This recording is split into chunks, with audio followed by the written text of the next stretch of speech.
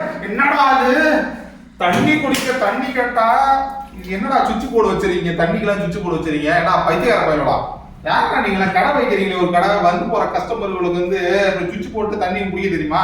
இங்க பாருங்க, நீங்க வாங்க காட் இதெல்லாம் எல்லாம் பாருங்க மக்களே. இங்க பாரு, இது வந்து கேனு. இந்த கேனை அப்படி சாய்ச்சி குடிக்கிறத விட்டு என்னமோ ஆனது உரலை எடுத்து கொள்ளவோ அதில் எடுத்து போடவும் கொத்து என்று நங்குன்னு குத்துற மாதிரி. இங்க பாருங்க, இதுல ஒரு டீப் கொடுக்குறாங்க. இந்த டீப்பா இந்த டியூப்லேருந்து இங்க வரணுமா, இந்த சுவிட்ச் இப்படி போடணுமா? பாருங்க, இந்த சுவிட்ச் இப்படி சலக்குன்னு ஏற்றினோம்னா அங்கே தண்ணி வருது பாருங்க. இதுக்கு பேட்டரி போடணுமா, சார்ஜ் போடணுமாயா? இப்போ ஆமாங்கிறாரு அவரு. என்ன போங்க இப்படி போட்டு கடைசியில் எடுத்து மறுபடியும் ஆஃப் பண்ணுமா? இப்போ சார்ஜ் ஒயரு இங்கே வரல, ஆஃப் பண்ண தண்ணி நின்று போச்சு.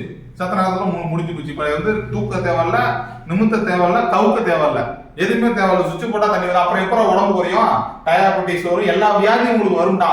ஏன்னா பைத்தியக்கார போல அங்கே பாரு ஒயரு, இதுக்கு ஒரு கரண்ட் புல்லு சார்ஜ், கரண்ட் புல்லு காசு இருக்கணும். இதெல்லாம் தேவையா? பைத்தியக்கார போல அப்படி தூக்கணுமா, சாய்ச்சமா போட்டு குடிச்சோமா இல்லாம ஓகே பாய்